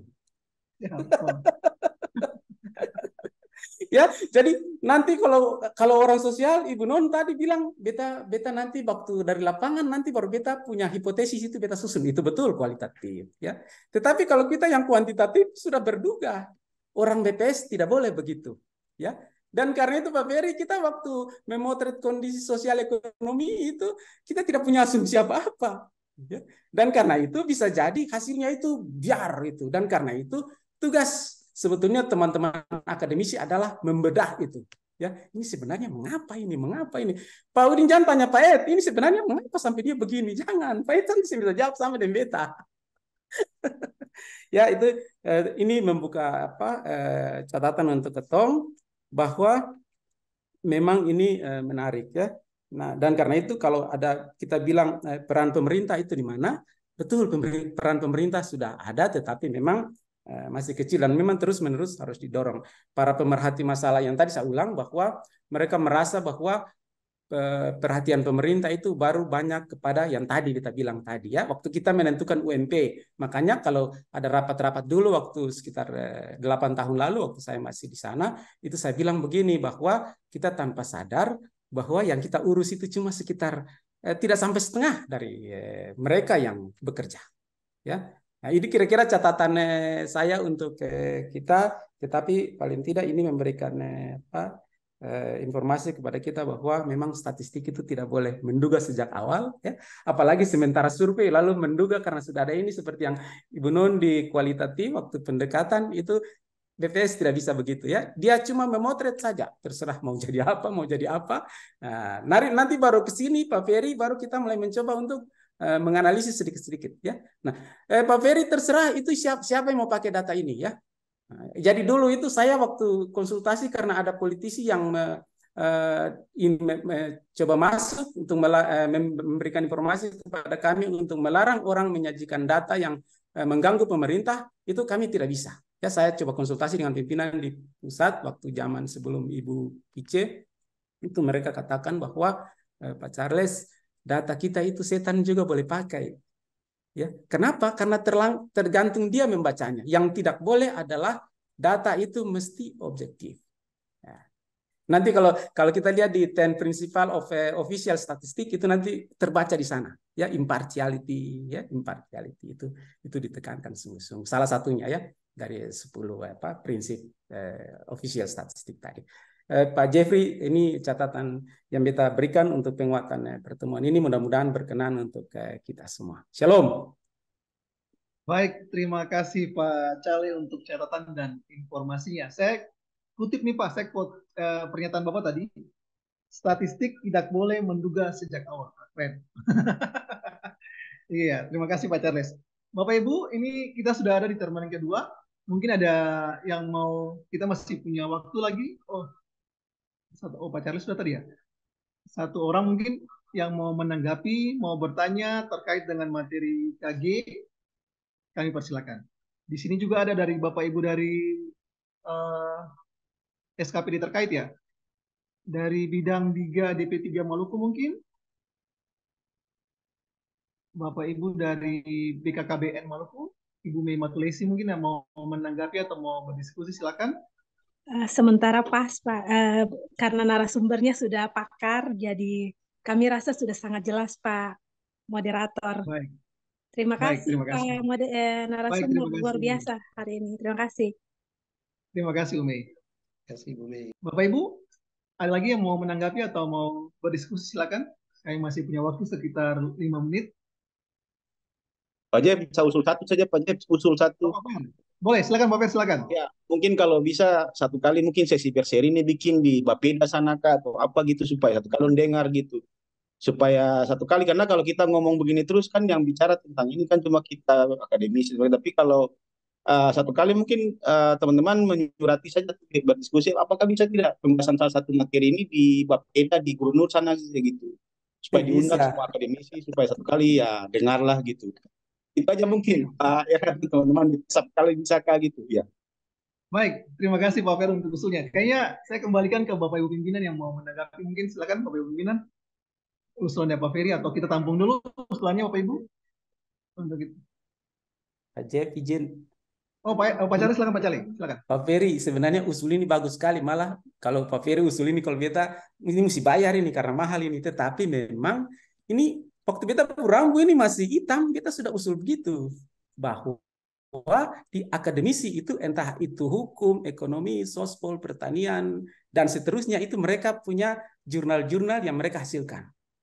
Ya, jadi apa tidak sebaiknya di pemerintah daerah itu undang mereka entah sebulan sekali, 2 bulan sekali, 3 bulan sekali supaya entah teman-teman dari Visipol itu menyampaikan mereka punya hasil-hasil penelitian mereka yang terkini atau dari ekonomi dan itu sudah Pak Ferry ya. Saya bilang saya tidak percaya kalau teman-teman saya, saudara-saudara saya yang akademisi ini nanti mereka ngomong 1 jam 2 jam mereka minta honor. Saya tidak percaya. Tetapi mungkin kalau kita ngomong-ngomong pasti ada teh manis 1 gelas kah ya. Nah, itu pasti ya. Jadi nah kalau kita punya rilis atau kita punya aktivitas seperti ini Pak Ferry, memang kita menghindari yang sering dibilang tadi. Jangan-jangan ini BPS sudah diintervensi. Jadi begitu angkanya bagus itu sudah diintervensi. Kalau angkanya jelek, ini BPS yang sudah ketong kembali ya. Angka itu tidak boleh ada apa itu impartiality ya. Itu tadi ya. Jadi memang ini Pak Ferry itu sudah dari dulu itu kita sudah usulkan itu supaya akademisi itu dia punya hasil-hasil itu diundang oleh Pemda untuk kita share. Saya suka sekali. Kenapa? Karena memang kita diisi dengan ilmu pengetahuan yang memang ini yang segar dari teman-teman akademisi kita. Karena banyak sekali penelitian di sana. Kira itu Pak Jevi. Jadi semboleh Pak Ferry itu nanti bisa jadi kecuali ada seminar yang diselenggarakan oleh kami lalu mereka mengundang kita atau mereka dihadirkan itu boleh. Tapi kalau hasil-hasil kita lalu kita sampaikan di gedung tertentu itu nanti teman-teman relawan tertentu bilang ini BPS sudah ini ke Pemda, miring ke Pemda. Apalagi kalau mereka tahu bahwa BPS itu kekuatannya itu adalah independen. Ya, angka itu independen. Itu Pak Ferry, mohon maaf. Baik Pak, siap. Iya, baik, terima kasih Pak Calai untuk Pak Ferry untuk menanggapi. Bapak Ibu kalau tidak ada lagi kita tutup ya Bapak Ibu di diskusi kita di siang hari ini. Pak Jerry, mohon maaf bisa. Pak Ibe. Iya. Mohon maaf, beta pikir ketemu punya pertemuan kali ini sangat menarik dan banyak hal yang mesti kita lihat bersama. Beta mau ini soal, mohon maaf Pak Ferry tadi yang dibicarakan soal tim riset kebijakan itu, memang selama ini beta amati di media itu belum banyak yang bicara tentang tim riset kebijakan. Nah hari ini Pak Ferry sebagai akademisi Unpati memunculkan itu. Beta usul kalau bisa Pak Ferry yang menginisiasi itu, apakah Pak Ferry nanti bisa ngomong ke media supaya media membantu untuk memfollow up itu. Memfollow up, perlukah tidak ada tim riset kebijakan dari setiap kepala daerah, entah bupati, wali kota, dan gubernur. Karena sepanjang ini kita lihat, mohon maaf, yang hadir di sini, yang dari OPD provinsi, bahwa selama ini banyak sekali kebijakan yang dilakukan oleh pemerintah provinsi yang kadang-kadang dia bersinggungan dengan peran-peran DPR. Salah satu contoh, sepanjang ini beta belum lihat tentang program satu OPD satu desa binaan. Itu belum ada, itu tidak ada selama ini. Tapi karena berdasarkan instruksi dari Presiden, lalu di breakdown di daerah. Nah, satu OPD satu desa binaan ini kan anggarannya tidak ada. Nah, bagaimana caranya setiap OPD yang dikasih tanggung jawab untuk menangani satu desa tertinggal, untuk tahun 2024 itu desa tertinggal ini harus desa miskin ya, desa miskin ekstrim ya maksud beta, itu dia harus tidak miskin ekstrim. Nah, ini kan kebijakan-kebijakan yang kadang-kadang banyak kepala daerah, banyak kepala OPD yang mengeluh, Pak Ide, kita yang tidak ada anggaran, tapi bagaimana caranya? Apalagi kalau misalnya OPD itu dikasih tanggung jawab untuk tangani desa miskin yang ada di MBD misalnya, di Seram Timur, pokoknya di kabupaten yang terjauh. Bagaimana caranya? Nah, kita mau rasionalisasi anggaran, kan pusing juga nanti temuan. Wah, ini bagaimana anggaran tidak ada, tapi bagaimana cara menangani ini? Jadi barangkali selain itu ada kebijakan-kebijakan lain yang dilakukan oleh Pak Gubernur, dan kita pikir fair-fair saja lah. Yang penting kepentingan untuk masyarakat. Nah, justru itu diskusi hari ini, karena ini dimunculkan oleh Pak Ferry, beta usul supaya kalau bisa nanti Pak Ferry ada waktu, beta minta konfirmasi Pak Ferry supaya ini bisa dibuka ke publik bahwa ini penting atau tidak tim riset kebijakan kepala daerah begitu. Ya, kira-kira itu beta usul, nanti tolong dipertimbangkan kalau bisa jalan ya untuk Maluku punya baik. Kalau misalnya kita diskusi hari ini tidak menghasilkan sebuah kebijakan baru untuk barangkali bisa memberikan masukan kepada pemerintah supaya jangan seenaknya membuat kebijakan-kebijakan yang seolah dia berseberangan dengan tugas dan fungsi DPR. Terima kasih Pak Jeffrey, terima kasih. Baik, terima kasih Pak Ibe. Kayaknya Pak Ferry tidak perlu dijawab Pak Fer. Ini mungkin usul dari Pak Ibe saja. Forum ini tidak bisa dijawab. Nanti bisa berkomunikasi dengan Pak Ibe ya terkait usul dengan Pak Ibe.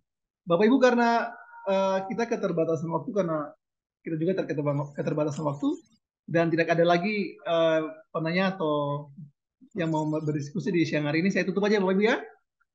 Burung Pombo terbang tinggi.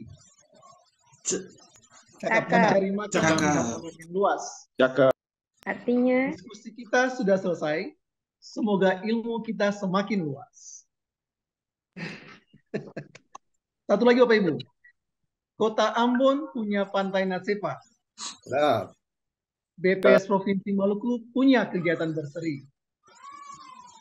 Bapak Ibu yang berbahagia, saya mohon pamit undur diri. Mantap. Selamat siang.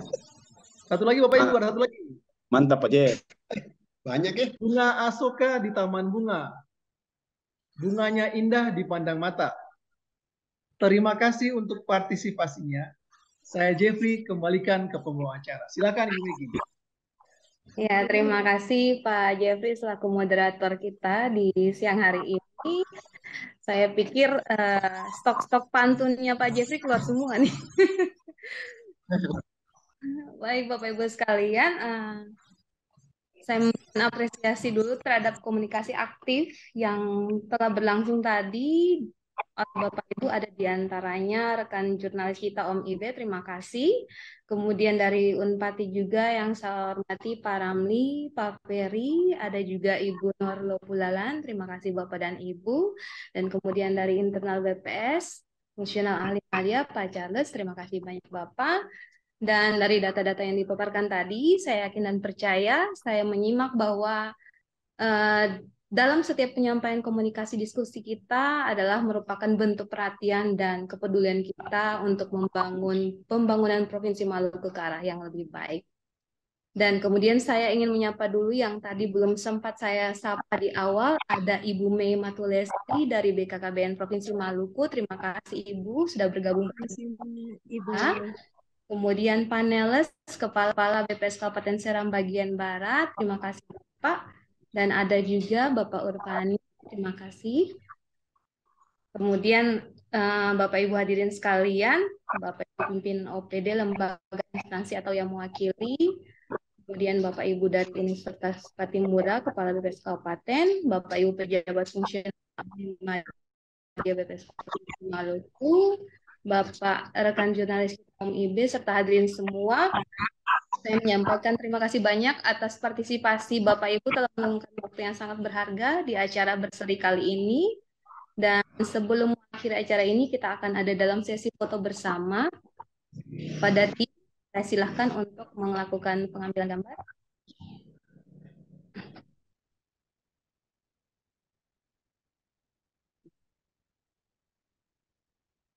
Yang bertugas siapa ya, Pak Edwin? Ada yang mengambil? Oke, saya hitung saja ya. 1, 2, 3. Oke, untuk sesi yang kedua, 1, 2, 3. Ya. Baik, terima kasih. Kita telah selesai dalam acara foto bersama. Kemudian sebenarnya acara ini akan ditutup dengan closing statement dari Ibu Pimpinan. Namun karena agenda yang harus beliau hadiri, maka izinkan saya untuk menutup acara ini dengan sebuah pantun. Jangan lupa cakep ya Bapak Ibu. Ada. Iya. Oh, ganti. Karena kita orang Maluku ganti cakep dengan bisa Bapak Ibu sadap. Ya. Ke pasar beli buah untuk mertua. Sedap. Sedap. Dapat durian 1 loyang. Sedap. Ketinyak. Dangke paling banyak Bapak Ibu semua. Salam manis for yang Bapak Ibu sayang. Saya Mary Grace Lahalo, pamit undur diri. Wabillahi taufiq wal hidayah. Wassalamualaikum warahmatullahi wabarakatuh. Selamat siang dan Terima kasih. Terima kasih.